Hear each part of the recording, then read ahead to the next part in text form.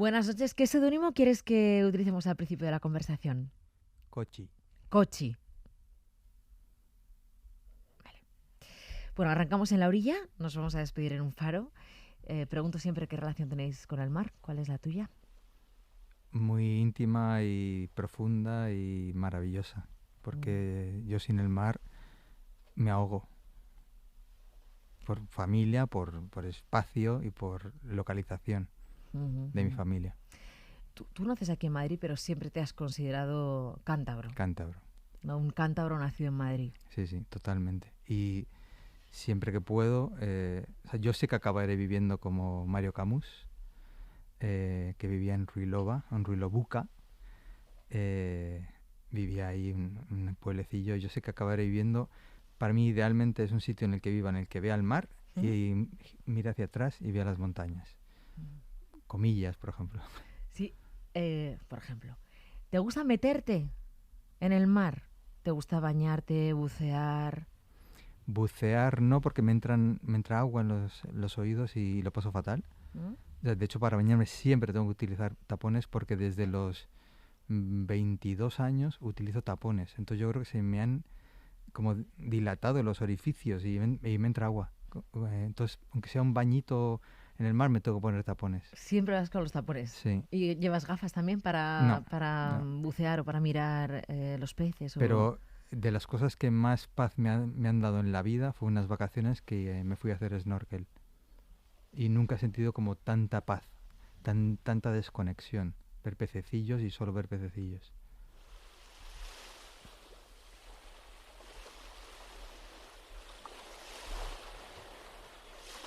Vamos a ir recorriendo la trayectoria de este gato pardo de la orilla al faro. Te he traído un texto, bueno, un diálogo. Dime en qué te recuerda esto a ti. Eso no es un pony. Joder, que no. ¿Pony? ¿Qué es eso de pony? El hermano de Nerea lo usa, que es guionista en las pelis. ¿Qué usa? Usa ponis. ¿Pero qué es pony? ¿Qué quiere decir? Pony es una cosa que te pasó de pequeña y que te dejó marcada para toda la vida. Ah, un trauma. Más o menos. Viene cuando eras pequeña y pensabas que te iban a regalar un pony por tu cumple y no te lo regalaban y te dabas cuenta que tus padres pasaban de ti como de la mierda. Y eso te dejaba un trauma. Por eso se llama pony. Por trauma. ¿Qué pasa con aquel pony que te iba a regalar tu tío abuelo que nunca llegó? Es verdad. Mi tío abuelo Yayo, Yayo. que me llamaba Chocolate. No sé por qué me llamaba Chocolate. Pensé que igual te lo ponías de seudónimo, Chocolate. Y es verdad que este lo habéis puesto no solo por lo del pony, ¿no? Sino porque Claro, también tiene que ver contigo. es un cortometraje maravilloso de David Planel. Sí. Con Natalia Mateo, que también es como mi hermana, que se llama Ponis, que tú montaste. Que lo monté yo. Y me parece maravilloso el concepto, me parece maravilloso. Efectivamente, a mí me prometieron un pony y nunca me lo dieron y al final se convirtió también en un trauma. Pero esta idea de llamar a los pequeños grandes traumas, pony, ¿fue del director o fue tuya? No, eso es de David. Y entonces cuando tú lo viste, no dijiste, a mí me pasó esto de pequeño. Sí, claro, es que David y yo hemos compartido muchísima vida, experiencia profesional y personal. ¿Hay un poco de pony, o sea, de trauma, en esta banda sonora?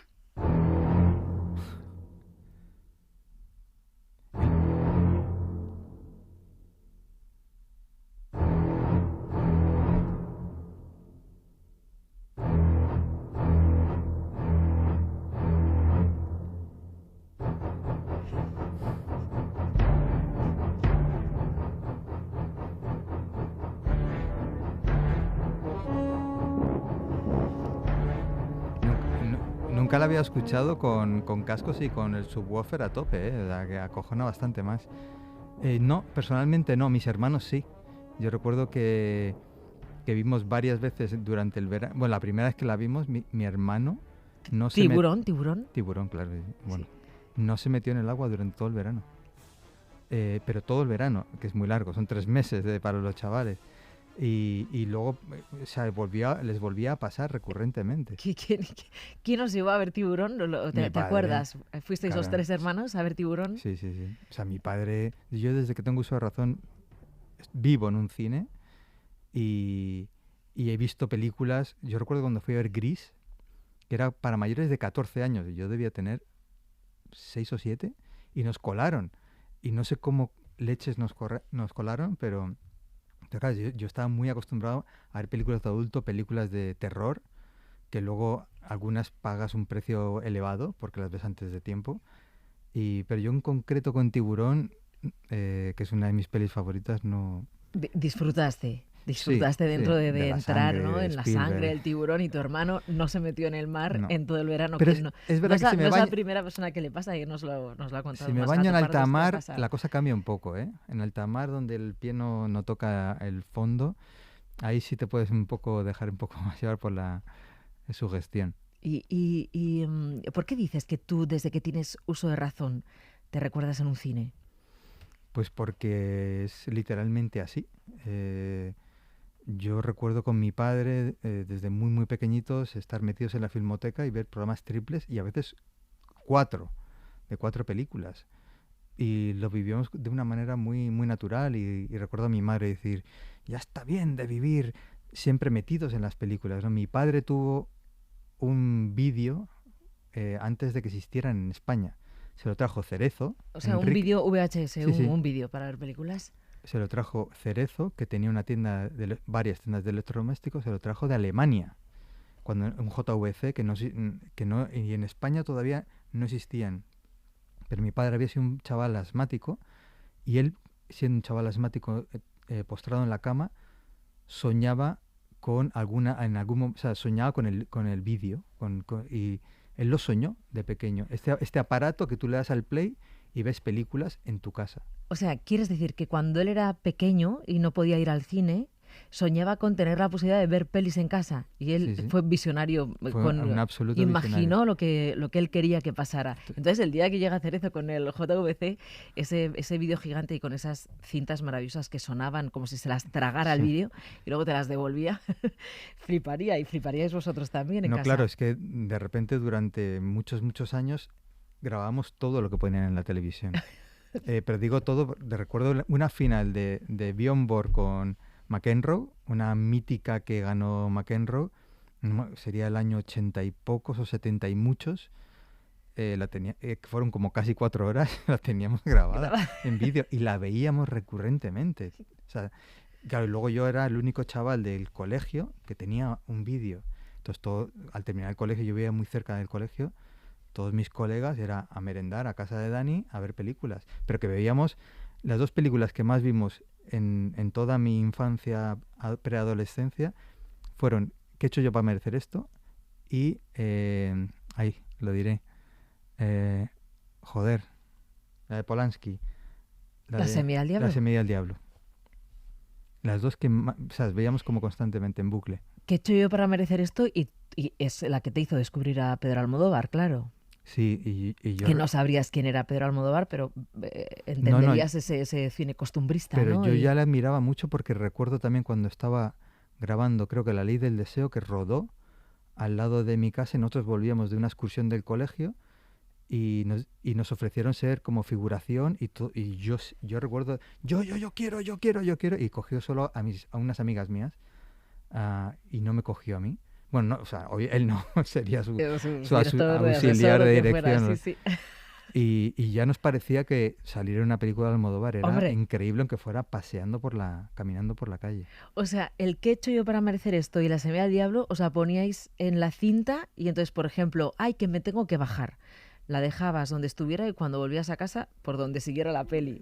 O volvíamos al principio. Eso yo también lo he hecho con las cintas de vídeo. ¿Las tienes todavía, aquellas cintas de vídeo? ¿Te has deshecho de todos los aparatos de VHS? Mi padre llegó a tener más de 1000 películas grabadas y las más se las tenía catalogadas en un cuadernito y te las encontrabas. Y hace ya un tiempo yo decidí llevarlas a un punto limpio, porque era ya... Me he quedado con algunas familiares, algunos programas de mi padre concretos, algunas cosas mías muy, muy concretas, de algunas series de televisión que yo he hecho y que grababa y que las tengo todavía como ahí, pero que no sé, ahora mismo no sabría cómo convertirlos a formato digital, bueno, llevándolo a algún sitio especializado. Bueno, te has puesto Cochi, decías que tu tío abuelo Yayo, ¿no? Fue futbolista. Sí. Yayo. del Celta. que te llamaba Chocolate, no sabías muy bien por qué. Yo pensaba que igual de seudónimo te ponías Oráculo. ¿No decía tu padre que tú eras un oráculo por lo conciliador que eras la familia con tus hermanos? Y no sé por qué decía esto. Bueno, eso es de puro amor, entiendo. Pero sí es verdad que yo siempre tenía una especie de sensación de en la mesa, desde muy pequeño. Claro, estas tradiciones que cada vez se están perdiendo más, ¿no? Siempre cenábamos, toda la familia juntos. Somos 5. Entonces yo siempre me sentaba en medio. Y mi padre y mi madre estaban cada uno a un lado y mis hermanos. Y yo siempre intentaba equilibrar un poco la balanza. O sea, no soportaba el conflicto. Y si veía que mi padre y mi madre discrepaban, intentaba como equilibrarlo para que no hubiera discusión. Sí, sí. ¿Y sigue siendo así? Sigo siendo así, sí. No soporto el conflicto. O sea, prefiero ceder y comérmela que enfrentarme realmente. ¿Por qué te fuiste a, no sé si un curso o varios cursos, a Estados Unidos, a aquella granja cerca del lago Ontario, que dices que... El lago Ontario, sí. Ontario, que dices que fue como hacer la mili, pero de adolescente. Pero vamos, me fui con 15 años. Fue un empeño. Mi hermano había justo pasado una época de rebeldía, se había dejado melenas, era un poco Bon Jovi, ¿no? Rollo heavy metal, todo lo que escuchaba, empezó a fumar porros, a salir con chicas mayores, y tiene un año más que yo solo. Yo lo veía, yo me sentía tan pequeñito que yo sentía, yo también tengo que rebelarme contra mis padres. Y lo único que se me ocurrió fue esto. Y me fui con 15 años a Estados Unidos, a pesar de que mis padres no querían, no estaba preparado, era muy pequeñito, no tenía suficiente nivel de inglés y yo me empeñé y me fui. Pero no te fuiste a cualquier sitio. Te fuiste a una granja con mucha nieve, con temperaturas bajo cero. ¿Ahí que estabas? ¿En una familia? Sí, es lo que te toca. Al final estás en es una asociación, en este caso se llama Interflowers o algo así. Como de intercambio, ¿no? Sí. Y bueno, pues me tocó una señora ya jubilada con un marido, habían trabajado en Rochester, en Nueva York, la fábrica de Kodak y de Polaroid, donde casi todo el mundo trabajaba en eso. Y claro, y de repente me veo en una granja realmente muy, muy aislada del resto del mundo, viviendo la experiencia americana, pero de una manera un poco más rara, ¿no? Porque no tenía como chavales de mi edad a mi alrededor. ¿No había hermanos en esa familia? No. Llegaste como hijo único, sí. Hijo de intercambio único ahí. Y además es que yo realmente me dedicaba a ayudar, yo amé a Marie, se llamaba, y la ayudaba todo, en la granja, que tenían un huerto, pero como varios campos de fútbol. Entonces terminaba el cole y me iba ahí a trabajar. Y me daban $5 a la semana. ¿Y yo pensaba, ¿y trabajas en la huerta y también tenían animales, por ejemplo, vacas y eso? No, era solo huerta. Solo huerta y muchísimo terreno. Y luego, claro, imagínate, el otoño, las hojas se caen, hay que barrer todo, porque si no se pudre el césped. Yo pasarme horas y horas barriendo hojas, y en invierno la leña, o sea, como... ¿Solo fuiste un año? Sí, fue un año. Solo fuiste un año. Pasa que luego volví varios veranos, en plan masoca. Eso te iba a decir.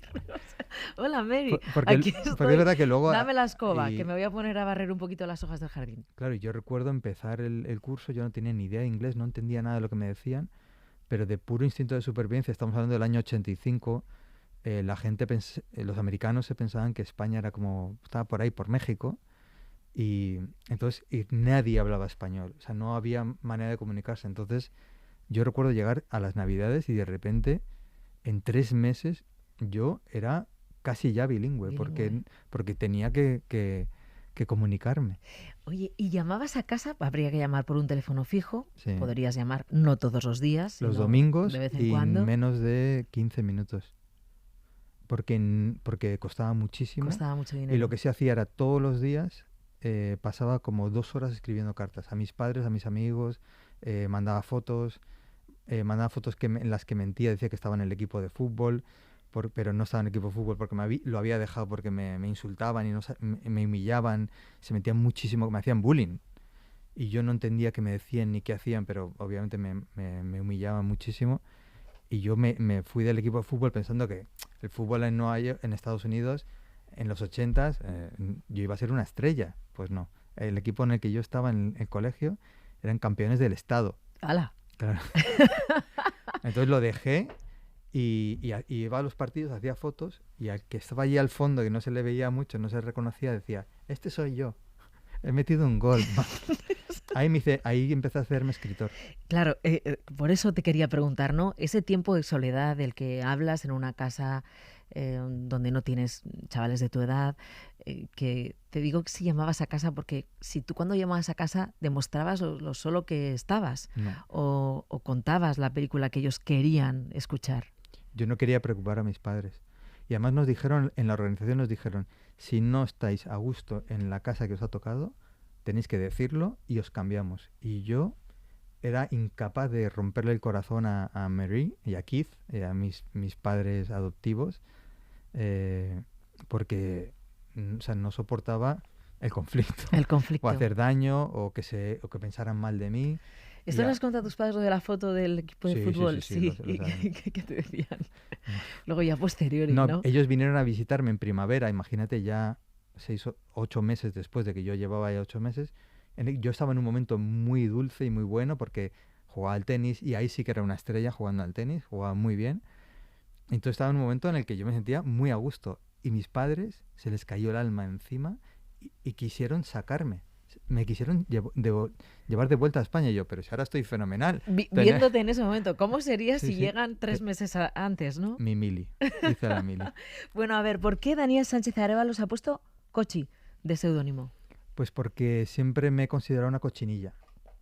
¿Por qué? Es el bicho bola, ¿no? El bicho bola que le tocas y Sí. se hace una bola Sí. y no sabe... Yo siempre he pensado que las cochinillas se pierden el lado bueno de las cosas, porque las tocas, a lo mejor las estás acariciando, pero se envuelven en sí mismas y no quieren saber nada del mundo. Yo siempre he sido muy cochinilla y siempre me he identificado mucho con ese bicho bola. Con el bicho bola. ¿Por qué dices que en aquella época en Estados Unidos fue cuando te hiciste escritor? ¿Por las cartas? ¿Por Porque empezar a inventarte ya otra vida? Por la capacidad que tenía de inventiva. Y luego porque recuerdo a mis padres decir que cada vez que leían una carta mía se reían, lloraban, se emocionaban. O sea, como que había una especie de batiburrillo de emociones que yo les provocaba escribiendo mis historias medio inventadas. Porque efectivamente no quería preocuparles y quería que pensaran que estoy viviendo el sueño americano. El sueño americano. Vale, has dicho hace un ratito, yo que también he hecho series de éxito, cuando hablamos del VHS, igual he guardado alguna. A ver esta escena. A ver, Quique, ¿qué tengo que hacer para que me lo cuentes? ¿Verdad que se supone que soy tu mejor amigo? Está bien, te lo contaré, pero que no salga de nosotros, ¿eh? Te lo prometo, top secret. Es un problema gordo. Bueno, parece que vamos avanzando. Sigue. Se trata de mi aparato genital. Pues es una suerte que sea gordo. El problema es el que es gordo, que eres más bruto que un arao. Bueno, pues suéltalo ya antes de que te crezca. Tengo fimosis. ¿Que tienes fimosis? Calla, baja la voz. Sí, hombre, sí, tengo fimosis. Farmacia de guardia, no sufras capullo. Ese es el primer guión que escribí en mi vida. El primer guión que escribiste en tu vida y cae en Farmacia de guardia, la serie más éxito de aquella época. Serían los 90 por ahí, ¿no? No fue el primero porque escribí uno previamente. Yo recuerdo haber terminado la carrera. Yo el último año de carrera empecé a escribir muchísimo porque me aburría muchísimo en clase y me ponía a escribir relatos, cosas. Y recuerdo ese verano termino la carrera y estaba haciendo entrevistas de trabajo, pero pasaba muchísimo tiempo escribiendo. Y un día, nada que ver con el cine, lo que estudiaste en la carrera, ¿no? Era empresariales en ICADE, además. Y un día mi hermano se asoma y me dice, ¿qué haces? Yo, pues estoy escribiendo un relato. Y yo, ¿pero por qué no escribes algo que te dé de comer? Y yo, ¿algo que te dé ¿cómo qué? Entonces mi hermano de hecho sigue trabajando en Antena 3 desde el día que se fundó. Y se coló en el plató de Farmacia de Guardia y cogió un guión que había en el suelo que se acababa de rodar y me lo plantó encima de la mesa y me dijo, pues así se escribe un guión. Y lo cogí y dije, mira, pues aquí están las acotaciones, los diálogos, cuando cambian de espacio, pues otra secuencia.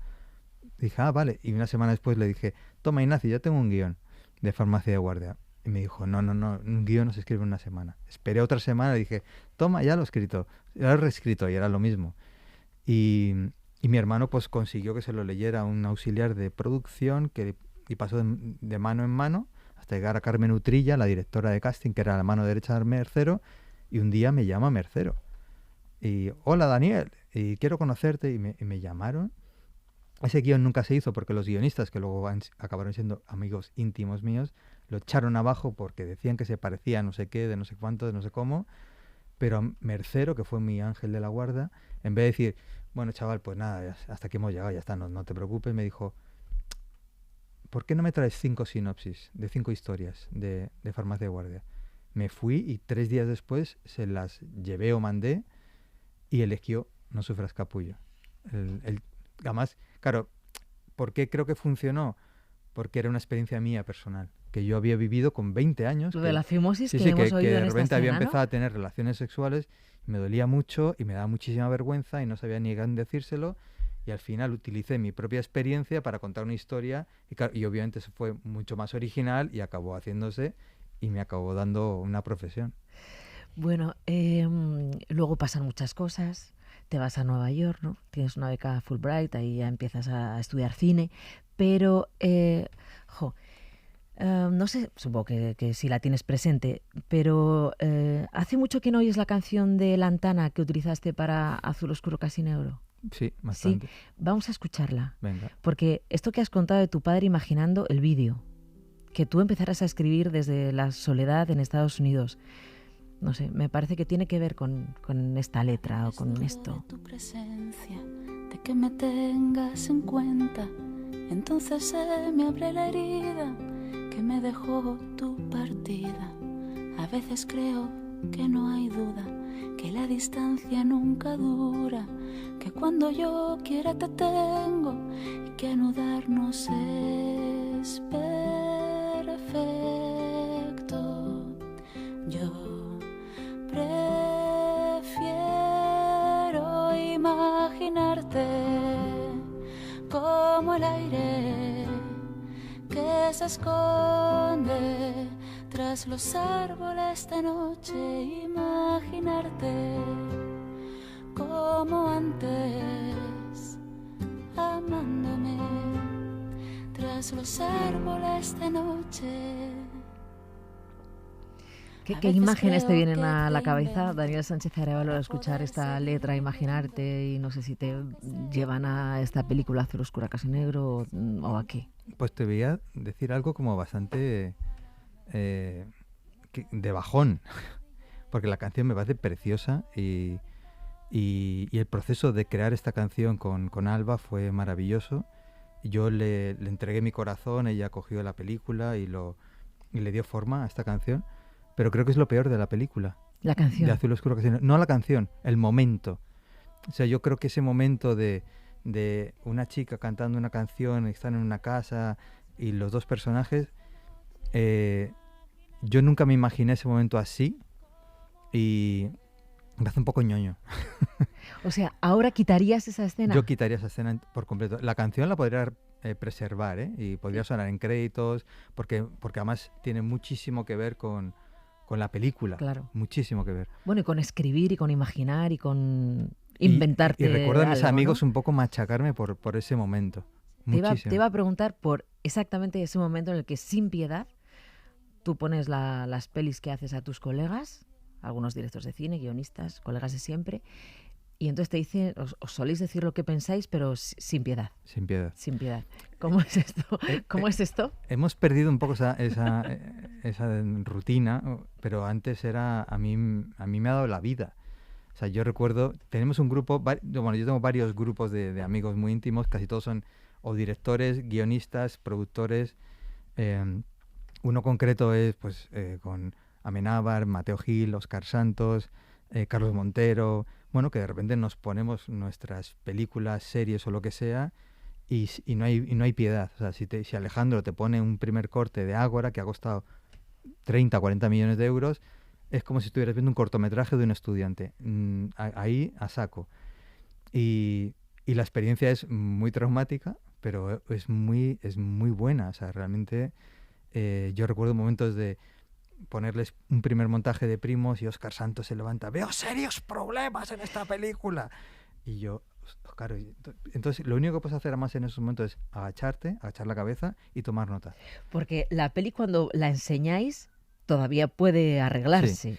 Le enseñáis una versión que no acaba de ser definitiva. Teníamos esa costumbre de mostrar los guiones y los primeros montajes, para que efectivamente un guión lo puedas reescribir o un montaje lo puedas remontar. Si no, yo siempre digo, no tiene sentido que yo vea algo que ya no se puede, que me pidas opinión de algo que ya no se puede cambiar. A no ser que diga, oye, quiero que veas la película terminada. Pues la veo. No, ya, porque directamente te tiras por la ventana. O sea, si tus mejores amigos te están diciendo, veo serios problemas en esta película y tú ya no lo puedes arreglar, apaga y vámonos. Y recuerdo en Primos, David Serrano diciéndome, no hagas esta película. Entonces, a mí que me diga eso, uno de mis dos mejores amigos, David, me hace ponerme las pilas de, vale, ok, me estás diciendo esto, pues voy a intentar quitarte un poco la razón y en los créditos, en el final, aparece, muchas gracias David Serrano por decirme que no haga esta película, porque al final supongo que eso me ha hecho intentar que no sea tan mala. ¿Y tú lo haces también con las películas de los demás? Sí, o sea, cuando decimos que sois directos y así, sin ninguna piedad, ¿no? Sin remilgos. Sobre todo con los que considero realmente amigos íntimos. Si no, Yo soy, de hecho, Óscar Santos siempre me dice, es que eres un bien queda, Dani, siempre aplaudes, sonríes a todo el mundo, le dices cosas bonitas, positivas. Digo, bueno, ya, claro, pero es que cuando vas a un estreno no es momento de que nadie te machaque, sinceramente. Claro. Pero si tú me estás enseñando algo tuyo personal, sí te voy a decir la verdad, porque te quiero, y como te quiero, pero yo no quiero a tantas personas, solo a las que quiera de verdad. Y en esos momentos en los que estás con tu gente y ellos están viendo algo que tú has hecho, estás mirando sus caras, claro, mientras ellos ven la peli, ¿no? Si de repente desconectan o hacen un gesto que no... Para mí el mayor... O al contrario, si se ríen en una escena en la que tú esperabas que el público se riera y si tienes complicidad también, ¿no? O sea, para lo bueno y para lo malo. Sí. Para mí el mayor ejemplo que puedo poner de esto, o sea, yo no soporto volver a ver nada de lo que yo haya hecho, ni una vez que está estrenado y está terminado, yo no quiero volver a verlo. Pero yo hice un musical aquí que se estrenó aquí en el Rialto en la Gran Vía, el musical de los 40, y a mí me obligaban a ir constantemente a ver por si había que reescribir algo, no sé qué. Entonces yo me sentaba de espaldas a los actores, mirando solo al público, y disfrutaba mucho o sufría mucho viendo solo sus reacciones, porque yo ya estaba harto de ver lo que habíamos montado, lo que había escrito, y volver a verlo, escucharlo, pero viendo la reacción de la gente sí me daba pistas para reescribir ciertas cosas. Este chiste que creí que no funcionaba, funciona muy bien, o este chiste que funcionaba, que yo pensaba que iba a hacer que la gente se muriera de risa, no lo es, entonces lo cambiaba. Y he aprendido un poquito a disfrutar o a sufrir mis películas en base a lo que la reacción de la gente. La reacción. ¿No? Oye, ¿habláis de la inteligencia artificial? Cuando os juntáis los amigos, sí. ¿vais ya a ver quién escribe el primer guión de inteligencia artificial? Sí, de hecho justo esta tarde creo que está Bollero y han hecho una crítica de ChatGPT imitando a Bollero de la próxima película de Indiana Jones. Y parecía realmente Bollero. Hasta él mismo ha dicho, pero vamos a ver. Alguien inimitable, porque mira que ha habido críticos en este país intentando imitar a Bollero y son incapaces de imitarle. Pues sonaba mucho a Bollero. Sonaba mucho a Bollero, él mismo ha dicho eso. Da ha dicho, miedo. Me reconozco claramente, podría ser yo, y ha confesado tener miedo. Vale, ¿y tú? Como cineasta. O sea, entiendo que... como guionista, o sea, en fin, también que... O sea, mi idea... Que una peli es que una inteligencia artificial es que un guión. O sea, yo estoy convencido que en algún momento esta inteligencia artificial será capaz de escribir una película que gane un Oscar. El Oscar a la mejor película o el Oscar al mejor guión. Estoy convencido. Lo dudo más que escriba una película que pueda ganar en Cannes. O sea, donde hay digamos, más autoría, ¿no? Unas películas un poquito más Pero bueno, todo puede llegar. Igual que hay una máquina que gana a Kasparov o a Karpov jugando al ajedrez, pues habrá alguien que escriba un guión mejor de lo que podamos escribir nosotros. Pero Bueno, acuérdate de Her. ¿Viste sí, Her, no? Esta hombre, película claro, una de mis pelis favoritas. te enamoras de una inteligencia artificial en realidad, Sí, sí. de una voz artificial. Bueno, claro, no era tan artificial, era la de Scarlett Johansson. Es que esa sensualidad, Ya ganaba varios esa boca, puntos. esa voz ya. Pero sí estáis un poco dando vueltas. O sea, es un tema que yo creo que preocupa a todo el mundo, a los creadores. Les tiene que llevar alguna pensada. La huelga de guionistas en Hollywood, en Estados Unidos, no solo en Hollywood, uno de los puntos que hay a tratar es que una inteligencia artificial no pueda escribir un guión de cine o de una serie. O sea que si eso es un tema que ellos están tratando, obviamente todo lo que ellos traten acaba creando una ola y un tsunami que nos afecta a todos, ¿no? Entonces, si ellos están preocupados por eso, probablemente nos acabe preocupando a nosotros también. A mí ahora mismo no me preocupa, pero... ¿Tienes encargada ahí alguna campaña para Navidad? No, este año, bueno, es que muy pronto. No tanto. Sí, hombre, hasta agosto, septiembre no empiezan a... ¿Te gusta hacer las campañas para Navidad? Porque en realidad son como pequeños cortometrajes, Sí, o donde sea, tú tienes tanta experiencia también, ¿no? hombre, sobre todo las de Campo Frío, que he hecho 4, al final son a mí la publicidad, el meterme en historias que yo no he parido, que yo no he concebido y preservar la visión de otra gente, me gusta porque siento que me hace crecer como cineasta, contador de historias, ¿no? Y en concreto las de Campo Frío, pues al final ya somos un poco familia y además te permiten también trabajar con muchos medios. Yo, por ejemplo, en la última que le hice con Alex Catalán y Pepe Domínguez, dos súper grandes de la fotografía y de la dirección de arte, yo les decía, cabrones, solo puedo trabajar con vosotros, solo acudís a mi llamada cuando es para el anuncio de Campo Frío de Navidad y no para hacer una peli o otra peli o no sé qué. Bueno, y hablando de eso, ¿tienes en mente alguna peli? Has venido porque te habíamos pedido hace mucho tiempo como Gato Pardo. No coincide con nada que tengas que estar promocionando, pero entiendo que estarás escribiendo o con alguna cosa en mente. Sí, tengo dos historias ahora mismo. Una es un dramón y otra es una comedia luminosa más que define un poquito más mi cine. Y pues mira, te voy a ser sincero, es jodido que por mucha carrera que tenga uno, mucho que pienses que has llegado ya a un sitio y que puedes realmente hacer lo que quieras, no es real. No es real. Y menos la situación en la que estamos viendo ahora mismo, ¿no? Yo decidí que después de mi última serie, volver al cine, pero volver al cine en salas, porque mi última peli, 17, fue para Netflix. Uh-huh. Y yo siempre he creído mucho en el cine. Y en la experiencia de ir al cine, experiencia ¿no? de ir al Sí. cine. Y era como, desde el principio con mi productor, era como, yo concibo esta película para ir a salas. Y bueno, pues luego la vida y la realidad es que es un momento muy delicado, muy complicado, donde las películas casi es muy, muy difícil que se abran un hueco y puedas, bueno, realmente sean rentables, ¿no? Y me estoy dando de bruces contra eso, ¿no? De a lo mejor no poder hacer... yo siempre he dicho que siempre he escrito mis historias y he tenido la suerte de poder hacer lo que yo quería. Ahora mismo siento que aunque tengo 2 historias y las 2 son mías, pero que hay fuerzas que tiran más hacia pues esta comedia luminosa que pueda llevar a más público al cine y que lo otro, aunque te pueda gustar, te asuste más, ¿no? Y al final, bueno, pues tú tienes que tomar... O sea, yo no puedo plantarme porque también es mi forma de vida, ¿no? Y quiero seguir contando historias, ¿no? Pero sentir que a lo mejor no es el momento para hacer algo como más personal o más dramático.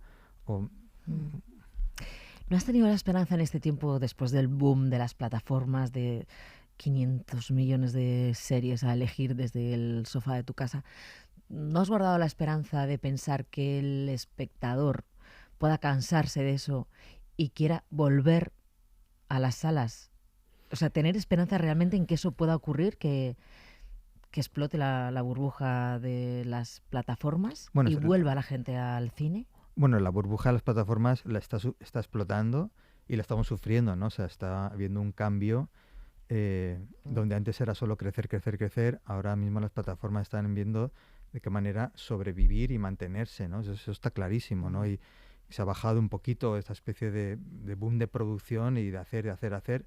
Ahora es, bueno, vamos a cuidar un poco más lo que hacen y incluso en Disney, ¿no? De repente es como que tienen que recortar 5.500 millones en gastos y van a despedir a 7.000 personas a nivel mundial, y que eso obviamente nos está afectando y nos va a afectar a todos nosotros.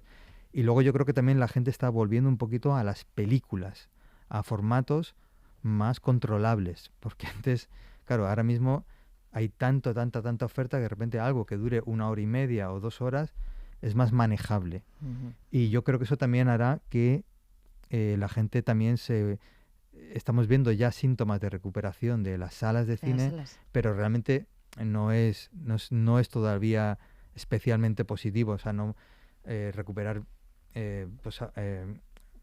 asistencia prepandemia, eso todavía no estamos tan cerca de ello, pero los americanos están empezando a acercar un poquito y entiendo que esto luego también nos... El problema es que ahora mismo en el cine lo que funciona son las películas infantiles y las películas evento o de superhéroes o Marvel, ¿no? Y que hay menos... El público adulto ha desaparecido un poquito.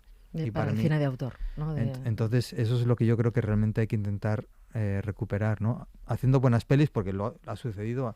Llega Alcarrás o llega Asbestas y son pelis de adultas y han hecho muy buenas taquillas, sí, ¿no? Sí, está claro. Vamos a un faro, Daniel Sánchez Arévalo. Dime con quién te gustaría estar en el faro, solo, acompañado, encontrarte, reencontrarte. ¿Y qué canción te gustaría que sonara en ese lugar? Es que un faro suena como algo muy solitario, ¿no? Algo donde yo me iría a escribir. Pero para mí ahora mismo, claro, es mi familia, es Sara, mi chica, y mi hija, Daniela, que yo creo que le encantaría el faro. El problema es que la música que sonaría en ese faro sería todo, pues, imagínate, la vaca Lola. ¿Cuántos años tiene Daniela? Está a punto de cumplir 3 años. 3 años. ¿Y La Vaca Lola, que es una canción de una serie, de dibujos, que es la Vaca Lola? Es horrible. Te la sabes, ¿no? Sí, la Vaca Lola tiene cabeza y tiene cola, o sea, tampoco. Bueno, es verdad que ha ido evolucionando, ¿eh? Pero ahora está con Luli Pampín, que es una cantante argentina que le encanta y claro, te la pide constantemente. Luli Pampín. Y no es una niña, no es de su edad, ¿no? Es un poco tipo Xuxa. Tipo Xuxa, Luli Pampín. A ver si encontramos no, por favor. A Luli Pampín. Sí. Camino por el bosque o camino por la selva. Pero esto va cambiando, ¿eh? Ya, pero ahora te puede estar tocando esto y es la música yo puedo que estar sonaría probablemente sí. en el faro, claro. Sí. ¿La tenemos? ¿Es esta, Luli Pampín? Aquí la tienes.